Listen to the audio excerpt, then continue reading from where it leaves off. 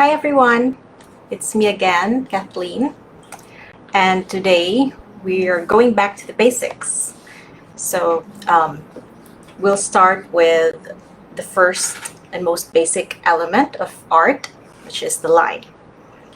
So other elements are shape, form, texture, volume, color. So there are about 7 or 8 depending on how much you want to focus on. But the most basic of all and the most fundamental is the line. Because without a line, you can't really sketch out any of your works.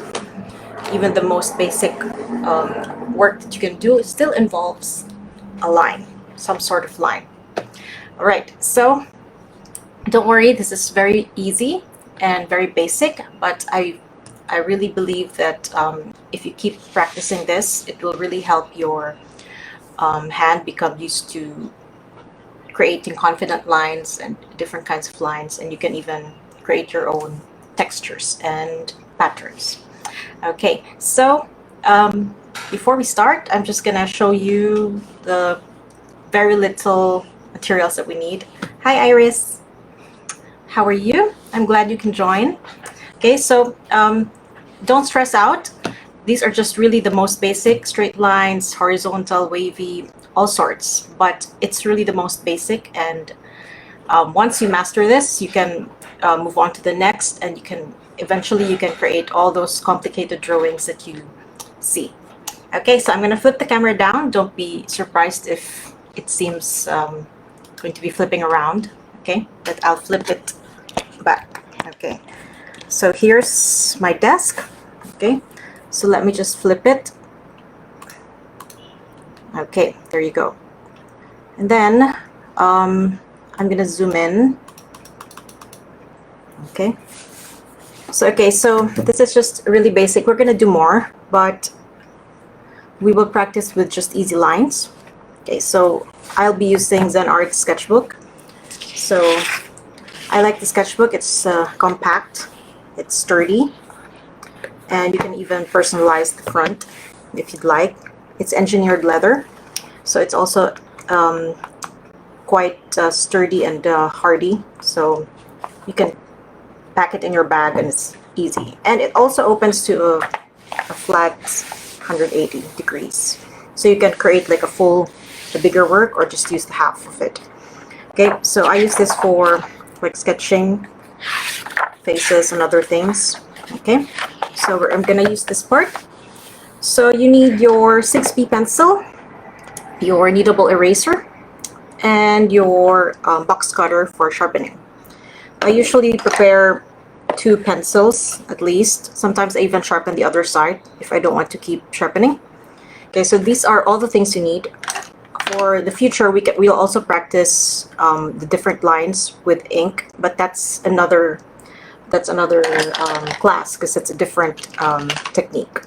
Okay, but for now we'll use the graphite pencil, 6B. So 6B is really great because you can create really dark lines, really thick lines, and on the other side also create light lines and soft lines. So it's not unlike the H pencils that are hard. B pencils are softer, and so they can give you really dark lines. So 6B is a great number. 5B is dark enough as well. So if you can't find 6B, 5B is also great. Okay, so for today I have 6B. Okay, so you can just divide your paper freehand, or you can use a ruler. So it's up to you. Let's say I'm going to use a ruler. So it doesn't have to be exact, but you can make it so if you want. I'm going to divide my paper into 6 parts for now.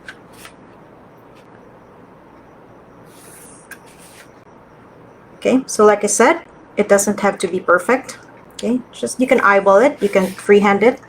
Okay, up to you. All right, so the thing about people neglect about lines is that with your pencil, especially with the 6B pencil, the amount of pressure you exert will make a difference. So let's start with really the easiest, which is an even pressure and using it for vertical lines. Okay, so just exert an even pressure and try to draw one straight line down continuously. Don't stress out if it's not straight and not too straight, okay? It takes practice, and you're trying to, what we're doing is we're building up your fluid motions, okay? So sometimes you feel like you're clenching your pencil too hard, so think about that. Be conscious, just with enough pressure on your pencil, okay? So let's start. So just continuously and as close as you can to the previous line, just work it. One even pressure, okay? So try to apply an even pressure.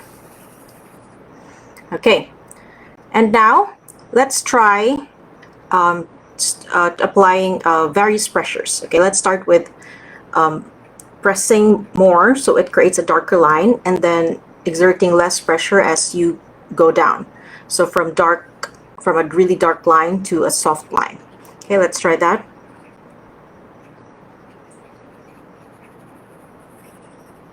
Okay, so let's do several of these.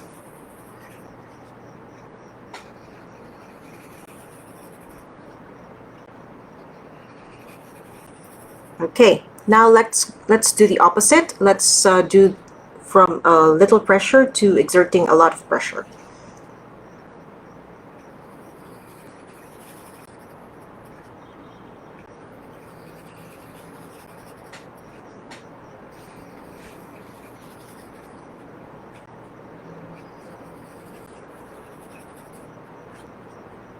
And also, depending on how flat or thin the end of your pencil is, it will also create different kinds of lines. Okay, so now let's start with putting pressure, exerting a lot of pressure in the middle part. Let's try that. And then going soft again.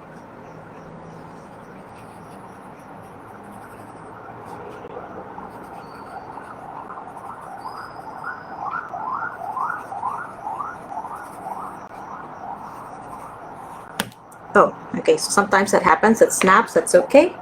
That's why I have an extra pencil.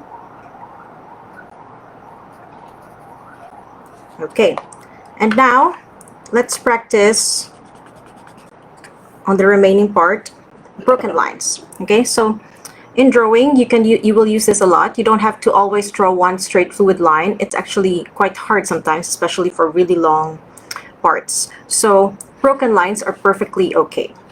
All right, so let's practice that. And sometimes they're also great for creating an outline that's not too stark.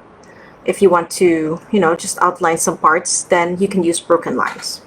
So let's do a variation of broken lines.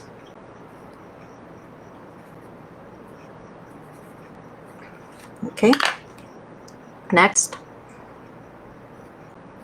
you can have even broken lines like the lines at the road.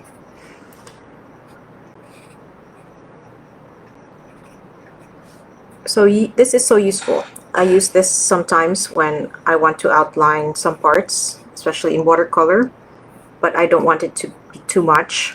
So broken lines are your friends. And with these two, you can also vary the pressure. So you can create different kinds. Okay, so let's end this with an even one. There you go. So just with a straight vertical line, you can create even pressure lines, lines with various pressures, and broken lines.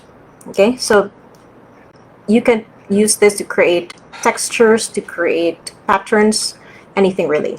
Okay, so since you did the vertical, now let's go to the horizontal. Okay, so practice your hand creating horizontal lines without twisting your paper. Okay, you can do a little bit of like that, but don't do it like that because that defeats the purpose and you're already creating vertical lines again. So practice also creating horizontal lines with your paper remaining horizontal. Okay, so let's start with what we did here. So just one even pressure. Okay, try to keep them as close as you can to the next one. so that you practice your hand-eye coordination. Okay, don't worry if it doesn't look like it's so straight, or there's it suddenly slanted a little. Just adjust on the next one. Okay, next. Okay, now I'm starting with a various pressure, from really pressured drawing to releasing the pressure.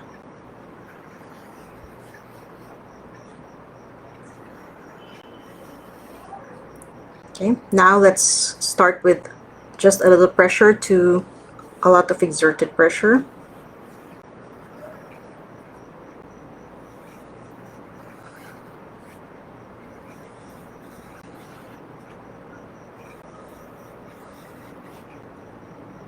And now let's start with a little pressure, a lot of pressure, and then release again.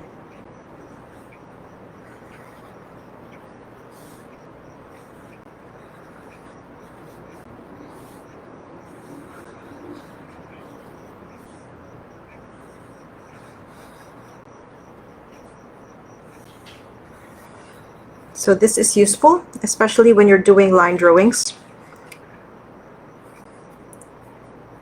You don't have to shade all the time. Sometimes just varying your line pressures already shows like a little bit of shading, or it fools the eye that this part is has more light, it has highlights. Okay, so what I mean is, for example, you're drawing part of the face, so you start with soft line, and then darker line, and soft, and then darker a little bit, and then soft again. So you're like adding parts where you feel like there should be more attention. So some parts are dominant, some parts are lighter. So you can use that. And for example, for the arm, from the neck,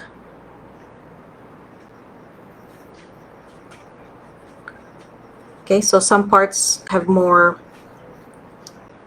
pressure on them. So you play around with your pressure on your lines. It already improves the quality of your lines. Okay, and now let's try out with curved lines. Okay, let's start with the waves. Okay, so just again practice your one pressure, your even pressure, and follow the line above closely. Again, for practicing your hand-eye coordination.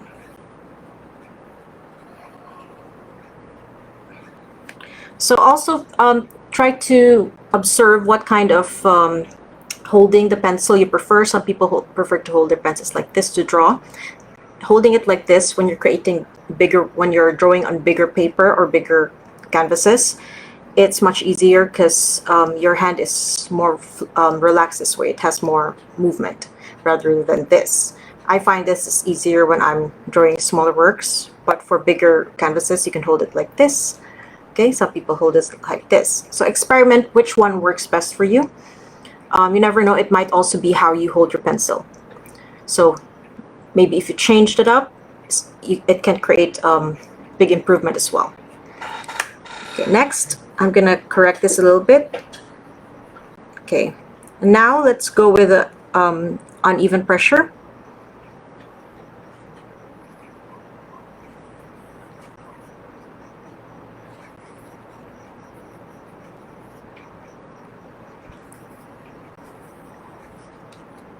And then let's start with the lighter part and then exert more pressure.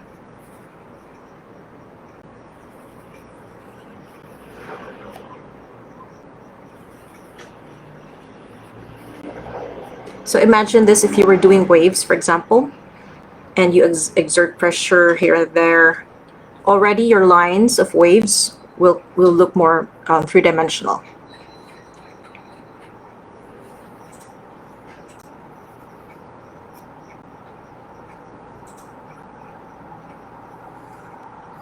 Okay, so let's try that out. Let's do the waves in different various pressures across the form of the wave.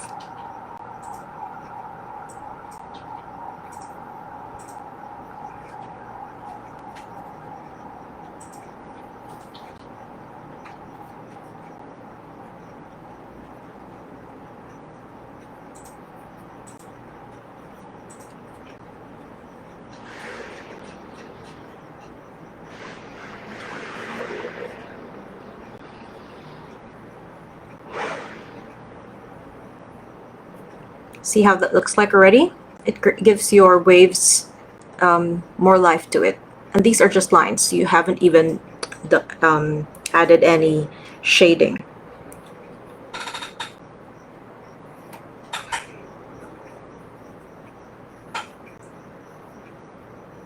Okay, so those are your waves.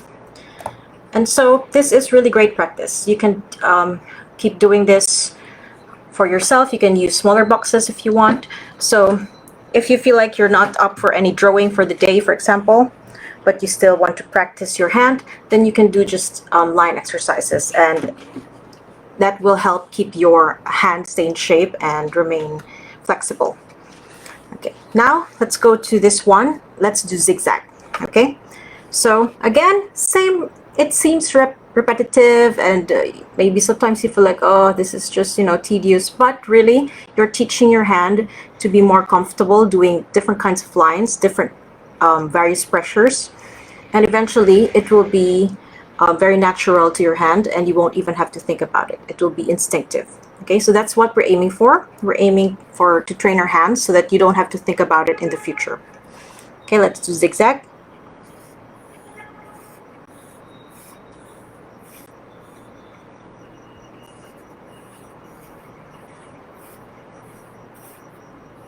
So here you can already see the line varies because my pencil has already flattened at one point.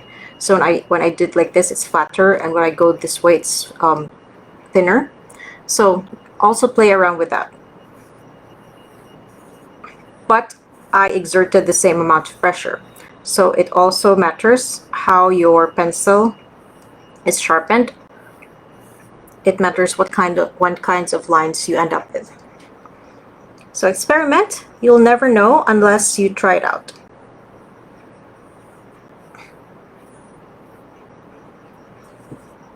So again, here I'm starting with creating lines, a zigzag line with added pressure, and then releasing that pressure as I go farther. Okay, let's do one more.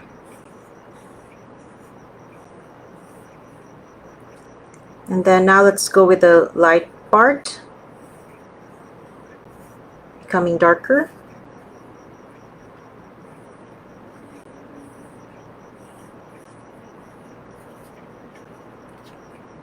Okay, so try to keep it as close as you can to the previous line to create that sort of pattern.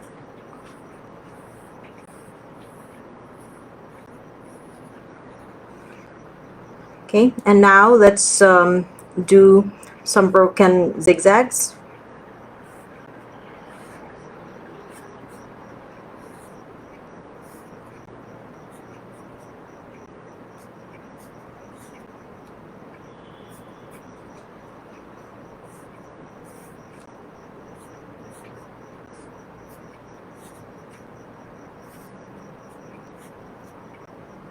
So by even doing things like this, you can already create some sort of pattern and design. It's interesting.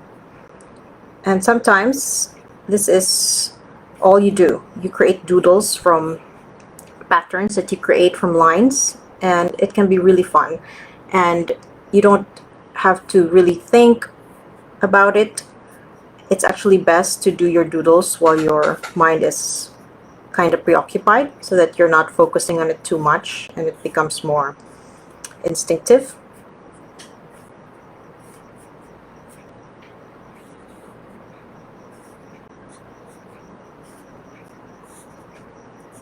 Okay, and now let's do the scroll.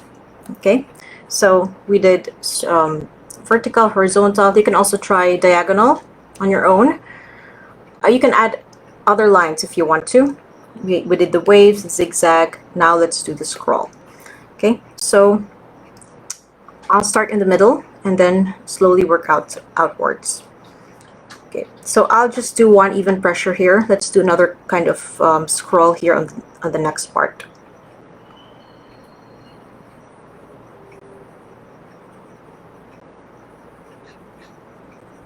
So this is easy. Well, it's still small, but as you grow bigger, then you have to control your lines better. And sometimes it goes wobbly, it goes too big, too wide, too near. That's okay. The more often that you do this, the more that you train your hand. And again, experiment with different ways that you can hold your pencil, because sometimes just using a different way of holding will really make the work easier for you.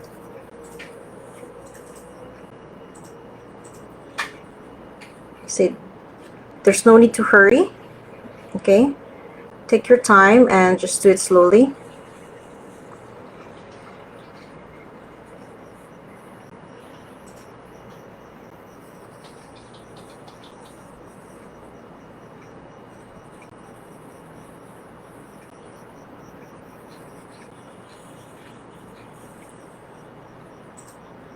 So I'm going to keep on continuing even if it's outside already. I'm just going to imagine where it's going to connect. Okay, so you're drawing outside the box. So just keep on doing that. Just imagine. And fill up the whole square.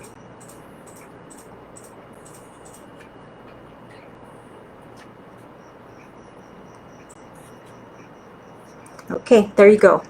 And now for the last part, let's do the scroll, but let's use different sizing and different pressures. Okay, so let's start with a really small scroll. This. And now let's do a bigger one. There's more space between the lines.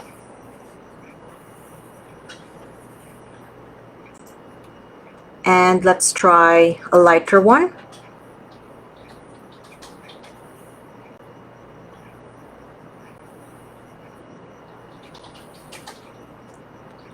Okay, so vary the scrolls. And before you know it, you created a sort of a doodle just with scrolls. So here I'm going to make a really closely spaced scroll, but bigger.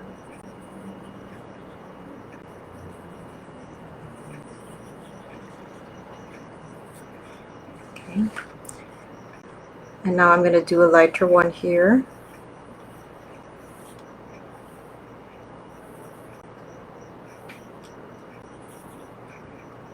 Small one.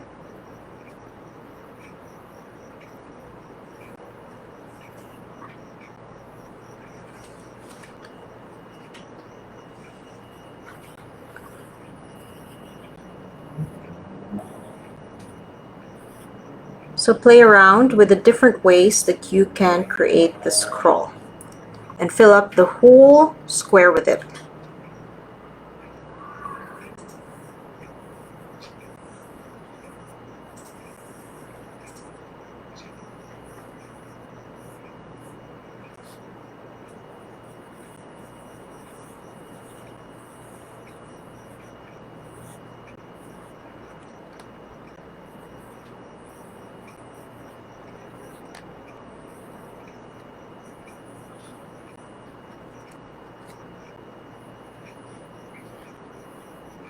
Okay, so I don't really think too much about this. I just go with whatever pops into my head. So I'm doodling scrolls. Okay, so this is good exercise. It's therapeutic. It helps your brain. So just play around with it.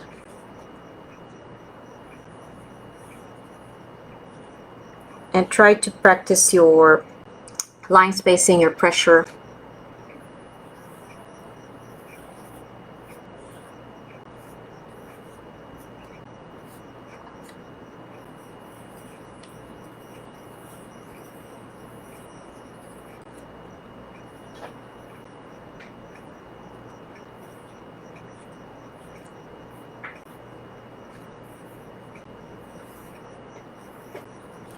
Okay, so if you have any questions, just ask away.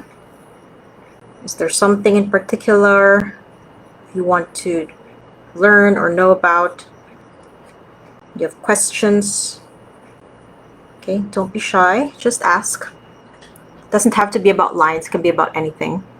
Okay, so just with lines, you can already create all sorts of design. Okay, for example, I'll show you an unfinished one I did. Okay, so this is, I challenged myself to create a house just with lines, creating patterns, texture, using different kinds of lines, and without any shading, create a house that has texture.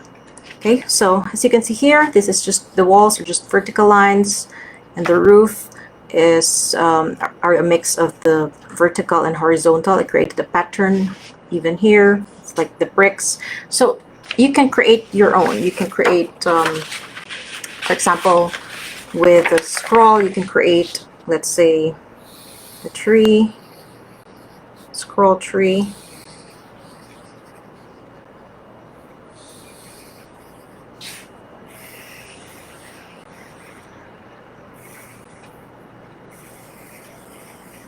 Okay, so just with lines, there's so much you can do.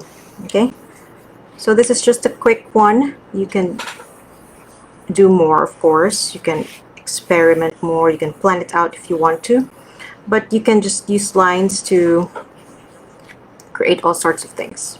Okay, so you can create, use it to create an image. You can use it to create texture. So for example, for the ground, you can use your broken lines close to each other, and already it adds texture to the ground. Okay, so experiment with your lines in different ways. You can use it to create texture, to create an image, to create patterns like this. Okay, so just challenge yourself. Just use lines and see what you can do with them. Okay, so that's it for today. This is a short one. So keep practicing your different lines. You can even add scrolls, and you can even do coils. Okay, you can do so many great patterns with coils as well. So anything that you can think of, and share what you've done with us. Share it on this event, or just on the page, on our Facebook page. And I hope you learned something from me. And for next time, we'll continue with lines, but now there will be form for the next lines, and then shape, and then form. Okay, so those are our different elements of art, and I'll see you in the next one. But wait, I'll just flip this so I can say goodbye to you. Oh yes, actually, right? Water ripples. Good of you. So yes, you can use it for the ocean, for the lakes, for anything. So many things you can do with lines. It's so amazing, and it will really come to your mind when you experiment with it, and when you just do it every day randomly, and you'll just be surprised at the patterns and the doodles that you create with lines. So next time we'll continue with more lines, because I'm such a fan of lines. I think they're really, underrepresented. So I hope you learned something, and I'll see you on the next one. Bye.